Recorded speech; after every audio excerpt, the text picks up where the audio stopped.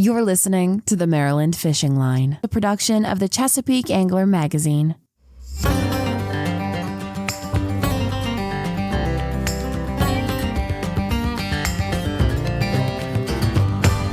And now your host, Brian Rains.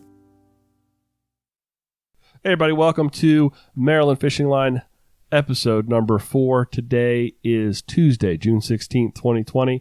This is a podcast where we talk about fishing throughout the great state of Maryland. Keep in mind, folks, the Maryland Fishing Line is a production of the Angler magazine, Chesapeake Edition. The Chesapeake Angler can be found throughout southern Maryland and Arundel County and the Eastern Shore. If you would like to see it in your area and it's not there, let us know. Now, I'm really excited this week. So this is episode 4. I started this back in December. It's now, June? Yes. I'm excited that my good friend and fellow co-host on another successful podcast, the Mid-Atlantic Gravel, Travel, and Dirt Gravel Cycling Podcast, has graciously agreed to join me here on the Maryland Fishing Line.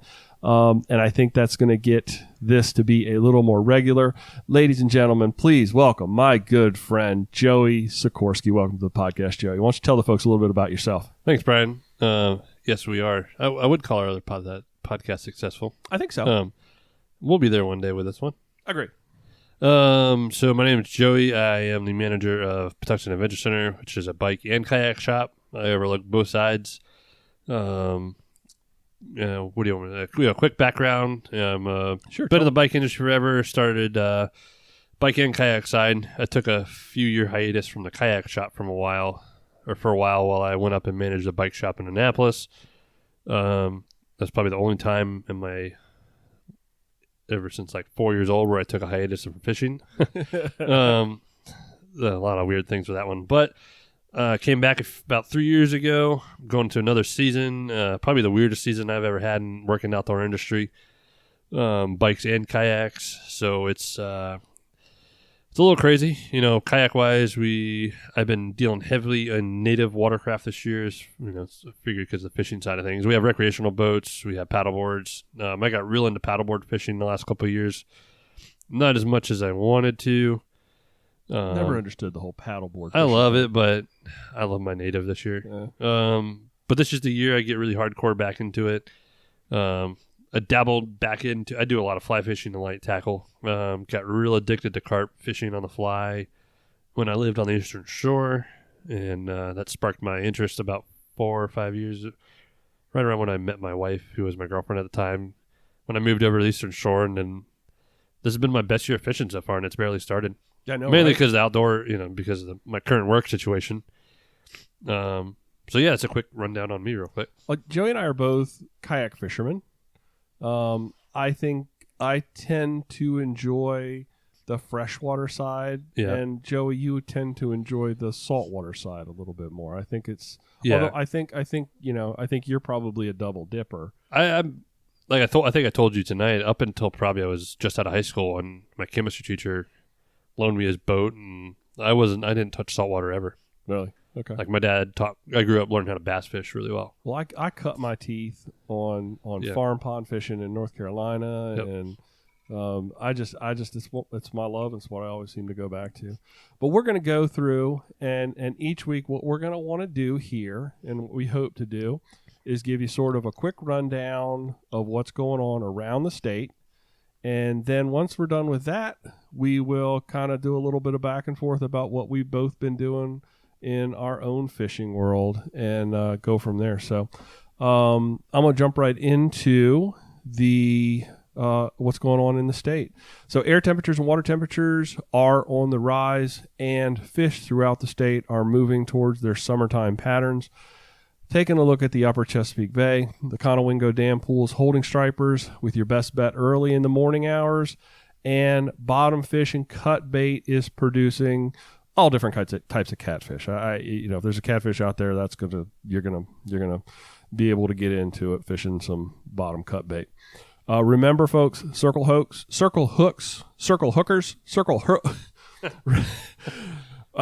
Remember, folks, circle hooks reduce fish mortality when fishing live or cut bait. That is important to please do that, especially for the striper population, reduce that mortality.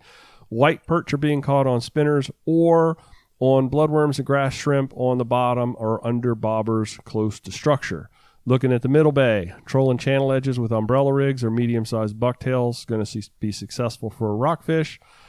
Chumming season is just starting to come into play, but keep in mind it's also going to attract catfish and some cow-nose rays. Spot are showing up in the middle bay. I actually caught a spot in my minnow trap at the pier the other day, Joey. Yeah, a little tiny spot. Spot are showing up in the middle bay, so begin to think about live lining white perch or spot if you can find them. Shallow water light tackle rockfish are a thing now too in the early mornings or evenings. In fact, I've got an article in the July edition of Chesapeake Angler that has a video associated with it on shallow water light tackle rockfish. And of course, white perch falling victim to bloodworms or grass shrimp on bottom rigs. Looking at the lower bay, rockfish patterns are the same as the middle bay, but here's the big news. Speckled trout are showing up in 3 feet of water along the marshes and islands along the eastern shore. Paddletails, gulps, mirrorlures, Sarah spooks in the shallows are producing some nice catches of speckled trout, and a few striped bass are going to show up in that mix. Looking at freshwater, largemouth are moving into stubborn patterns, so early morning and evenings are your best bet. If you're fishing tidal rivers, dropping worms into holes in the grass seem to work on a high tide, while working those grass edges is the key when the tide is out. Snakehead are in the middle of their spawn, or they're protecting fry balls right now. Spawning fish will move way back into cover and be hard to reach, while paired fish protecting fry balls are going to take a lot of convincing to get them to bite some artificial. So find those solo left out fish, those little lonely fish that are out cruising the clubs. Those are going to be your best bet to try to convince them to do something naughty.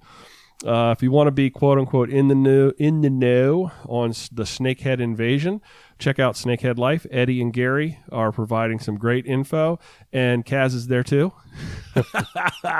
Just kidding. Eddie, Gary, and Kaz, all three of those guys doing a fantastic thing over there with the Blackwater's Edge podcast and snakeheadlife.com.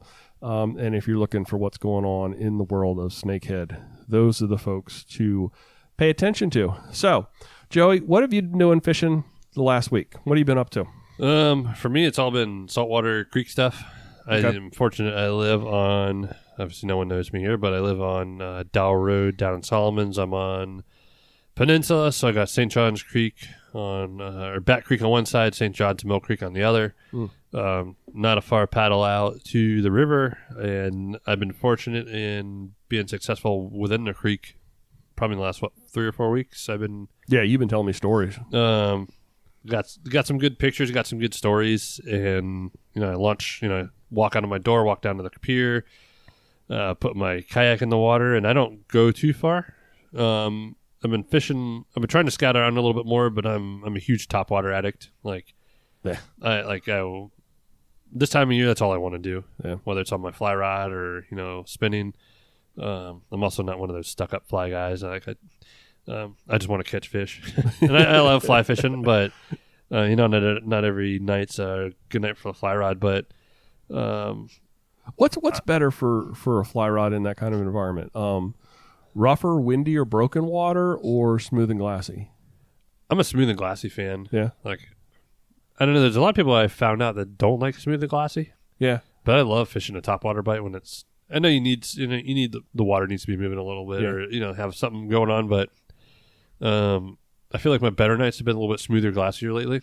So now we've gone out a couple of nights, and fished the CBL pier at the tip of Solomons, and I really enjoyed that. That taking the kayaks out there, and looking for some little schoolie type rockfish. Yeah. That was a lot of fun. I've had good times doing that. Yeah, the last night we fished, you had a couple of good fish. Yeah, I had one that was just short of legal, and one that just nipped the bud and went home with me. Well, that was the night topwater kind of turned on for me because I was fishing those pots way out, and I had a couple big blow ups and 19, 21-inch fish. I wondered where you went. I went out to that shoal out in the middle of the river. You crossed over that little channel and hit the shoal right there in the mouth.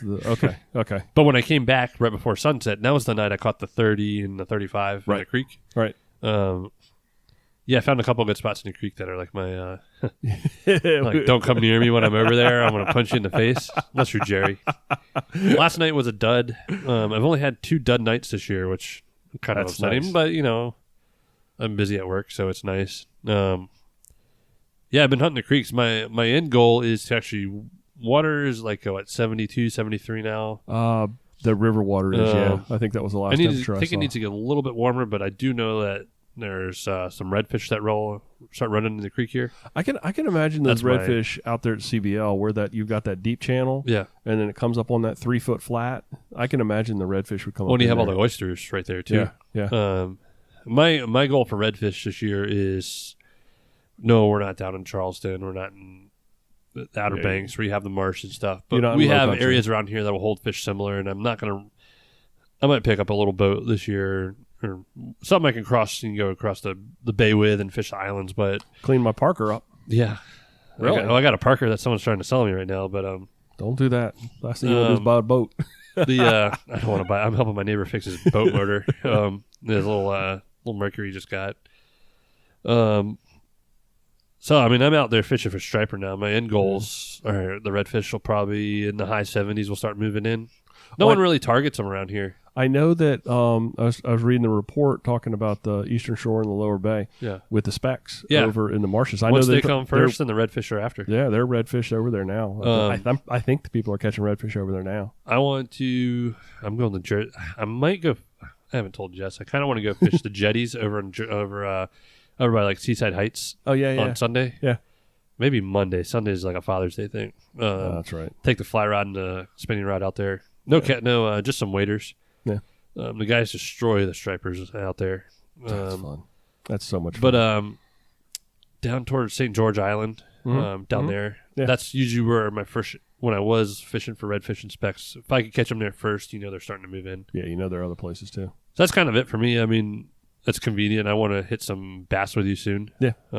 Itchy to go up to the Mattawoman, but schedule's got to allow for that because it's an hour for me to get. It's a long way. It's a little drive. I've been fishing it's a long night. I've been fishing over at Mallows, Mattawoman Creek. Yeah. And over in the Myrtle Grove Pond system. Yeah, you put some miles on your truck. And it's an hour. It's an hour and 15 or hour and 20 minutes at least over to Mallows. Yeah. And a little over an hour to get to Mattawoman.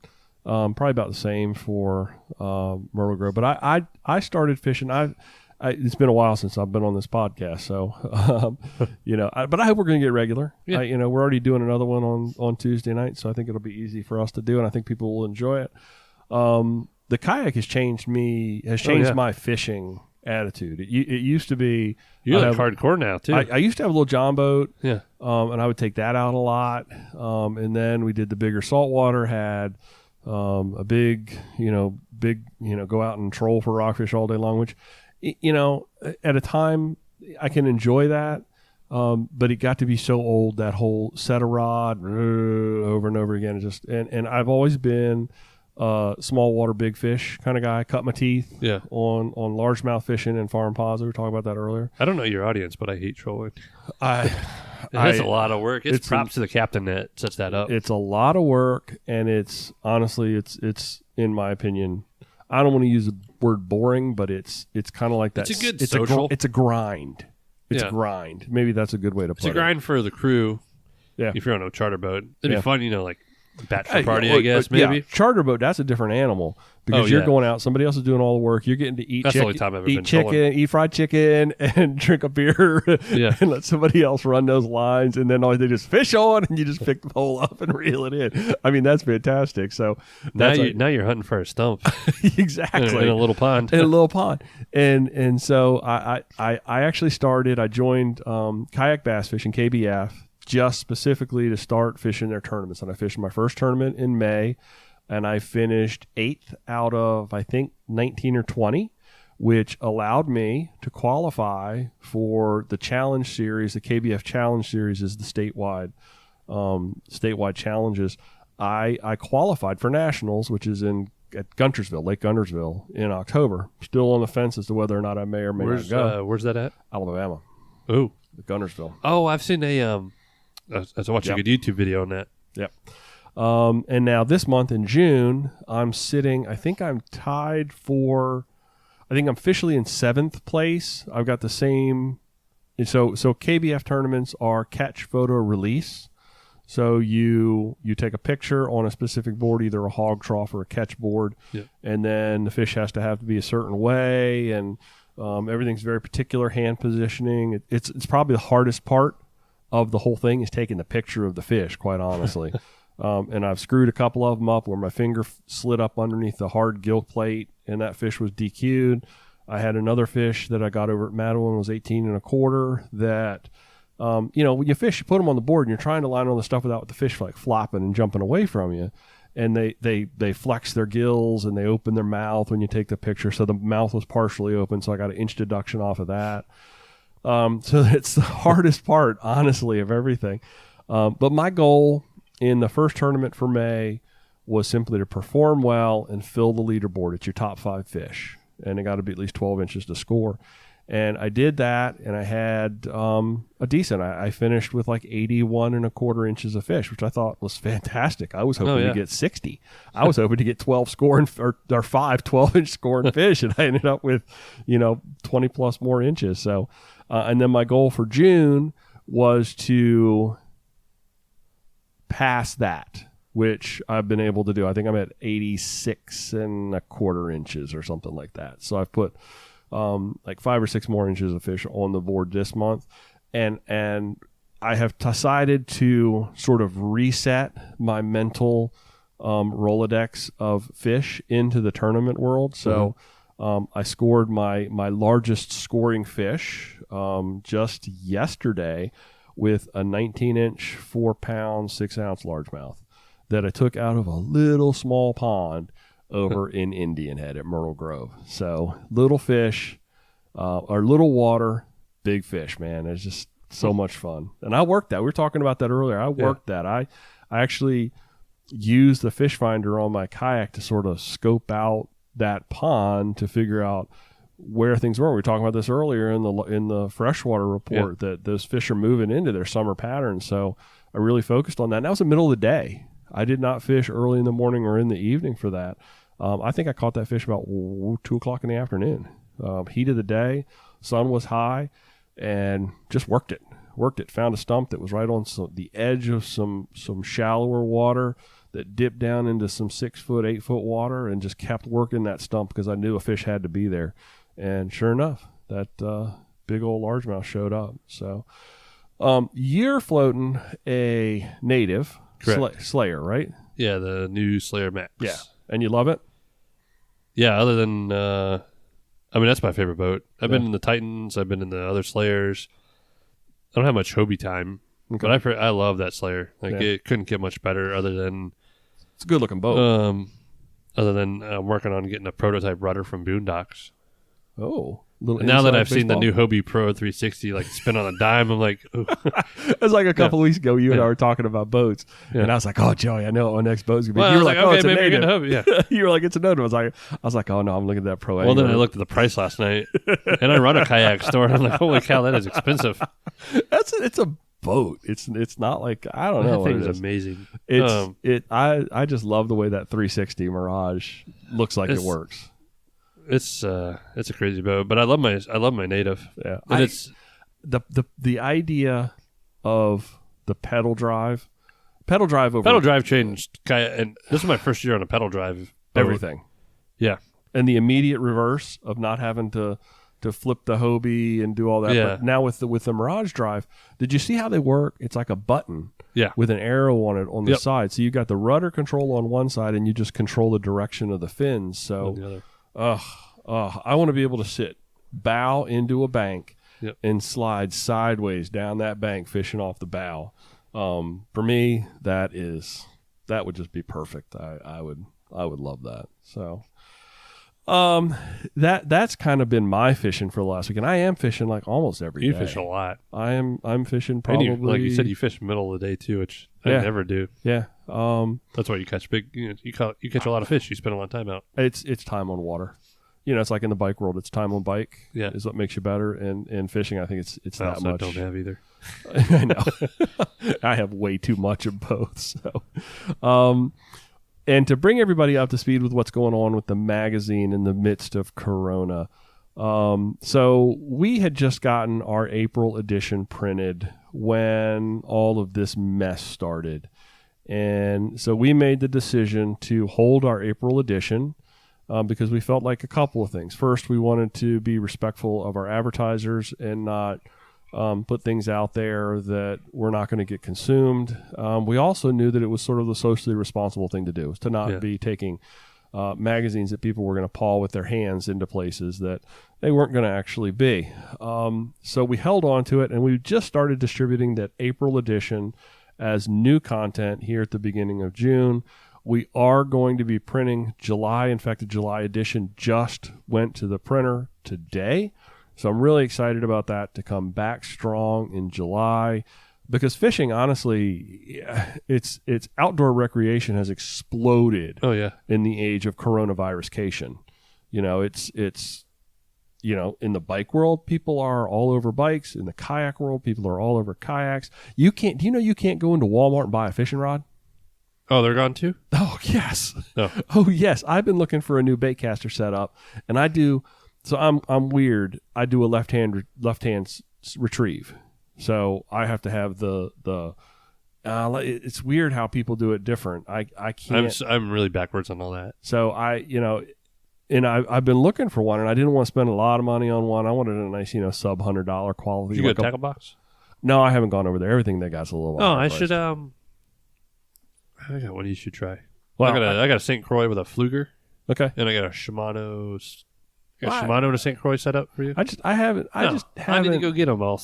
You can try them out. I hadn't fished a bait caster for a long time, and that 18 and a quarter the other day, over at Madwoman Creek, I was fishing in the pads. Yeah. Back in the pads. So I was like, okay, I need some heavy duty stuff. So I had I pulled out my bait cast setup. It's a shorter, heavy rod. It's like a worm rod, and it's got big heavy pound braid on it. And I was back in those pads, and I would not have landed that fish. I'll show you the video of it. The video will drop here pretty soon. That might be a quick reel, because that was the only fish I caught that day. That fish, though, he went straight into those pads, and he got that braid all tangled up in those pads and just sat there. I basically had to try to move the boat to him to get him in the net. And if it hadn't been on that heavier reel and that heavier line, wouldn't have happened. Oh, I got it. My new net should be here this week. Oh, score. The Rhino net. Yeah. Oh, you had told me about that. Yeah. How cool that is. Yeah. So we just decided to hold off on that, but we're excited to be back in July with new content, with a new magazine. And I did use a lot of this time. If you folks haven't seen it, the YouTube channel, I've really blown up. The YouTube channel has been fantastic fun. Has been very well received. I'm doing a lot of stuff talking about the boats, talking about the fishing, trying to keep people engaged as much as we can. So thank you, Joey, for joining me tonight. It's been a lot of fun. I think that we'll do it again next week. What do you think? Yeah, you do it right after other podcast. So to stay informed, you can follow the magazine on Facebook, Instagram, or YouTube. Facebook.com/Angler Magazine Chesapeake. On Instagram @Chesapeake Angler. On YouTube, it's youtube.com/Chesapeake Angler. You can find me on my Instagram @BNRains. Joey, how can folks get in touch with you? I'm on Instagram @JoeySikorsky24. And the shop? Pack Paddles, PACPADDLES. I've been trying to actually post a lot more. Yeah. I'm doing a little bit of everything. Yeah. A lot of native stuff and Liquid Logic. Yeah. Trying to keep up on the up and up. So if you're looking for fishing kayaks, if you're looking for... Don't come to me right now. The age of Corona. Good luck buying a fishing kayak from anyone. I've noticed that on the Facebook groups. People are like looking for used boats. They're looking for anything. I got a Bonafide and a native sitting on my dock right now. I could probably sell for more than I paid for them. And I won't. Okay, so there you go, folks. Thank you for listening, and we will talk to you next week. Until then, tight lines. Catch you later.